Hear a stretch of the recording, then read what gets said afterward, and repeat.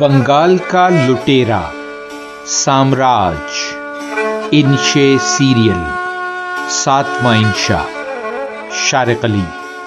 Proof بولے 18ویں صدی کے وسط میں بنگال کا نواب علی وردی خان مغلوں کے اثر سے آزاد ایک خود مختار نواب بن چکا تھا۔ اس کے انتقال کے بعد اس کا پوتا سراج الدولہ، جو صرف 23 برس کا تھا، تخت پر بیٹھا۔ وہ بھی انگریزوں کو وہ مراعات دینے کے خلاف تھا جو مغل انہیں پہلے ہی دے چکے تھے۔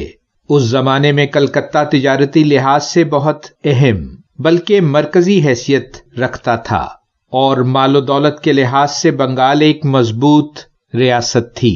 انگریز اور نواب بنگال کا اختلاف بڑھتے بڑھتے باقاعدہ جنگ تک پہنچا، اور اس ساری صورتحال کا ولن تھا رابرٹ کلائیو۔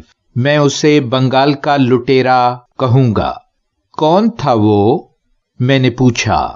بولے 1725 میں انگلینڈ کی کاؤنٹی شروپشائر میں پیدا ہونے والا رابرٹ کلائیو نفسیاتی اعتبار سے غیر متوازن لیکن بے حد ذہین انسان تھا۔ بچپن میں اسکول کی تعلیمی سرگرمیوں میں ناکام رہا۔ صرف 18 سال کی عمر میں وہ ایسٹ انڈیا کمپنی میں ایک کلرک کی حیثیت سے بھرتی ہو کر موجودہ مدراس کے علاقے میں نوکری کے لیے پہنچا۔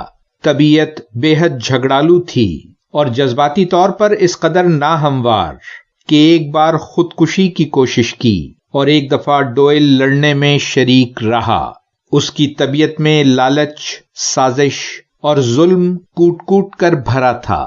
وہ بیشتر وقت گورنر لائبریری میں خود کو تعلیم دینے میں مصروف رہتا اور عملی جنگی تربیت کے ذریعے ایک فوجی اور سیاستدان کی حیثیت سے ممتاز مقام حاصل کرنے میں کامیاب ہوا۔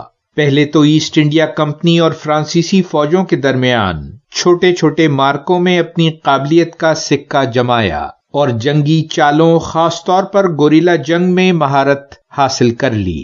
کچھ عرصے کے لیے واپس لندن پہنچا۔ وہاں اس نے پارلیمنٹ میں الیکشن لڑنے کی کوشش کی مگر ہار گیا۔ صوفی بولی تو پھر وہ بنگال کا لٹیرا کیسے بنا؟ پروف بولے فوجی صلاحیتوں کے اعتراف میں 1755 میں اسے دوبارہ مدراس بھیجا گیا، جہاں وہ سینٹ ڈیوڈ کے قلعے کا گورنر مقرر ہوا۔ اس کا مشن فرانسیسیوں کو انڈیا سے باہر نکالنا تھا۔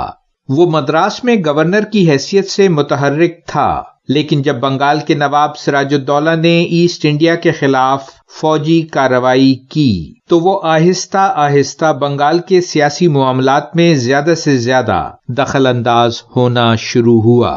آخری مارکا ہگلی ندی کے کنارے واقع مقام پلاشی پر ہوا، جو مرشد آباد، جو نواب سراج الدولہ کا دارالحکومت تھا، سے زیادہ فاصلے پر نہیں۔ یہاں سراج الدولہ اور رابرٹ کلائیو کی فوجوں میں دو بدو مارکا ہوا۔ اس جنگ میں سراج الدولہ کی مدد کچھ فرانسیسی فوجوں نے بھی کی، لیکن اسے اس جنگ پلاسی میں واضح شکست ہوئی۔ اس شکست کی ایک بڑی وجہ میر جعفر کی غداری اور کلائیو سے در پردہ ساز باز تھی۔ یہ ایسٹ انڈیا کمپنی کی سب سے بڑی فوجی کامیابی تھی۔ پھر ان کی طاقت بڑھتی چلی گئی اور انہوں نے پورے ہندوستان پر بغیر کسی بڑی مزاحمت کے قبضہ کر لیا۔ بنگال کی فتح اور پھر جی بھر کی لوٹ مار کے سامان کو بحری جہازوں میں بھر کے کلائیو لندن واپس پہنچا، مگر صرف 49 برس کی عمر میں کسی موذی مرض سے بے حال ہو کر زیادہ مقدار میں افیون کھانے سے اذیت کی موت مرا۔ جاری ہے۔ ویلیو ورسٹی، شارق علی۔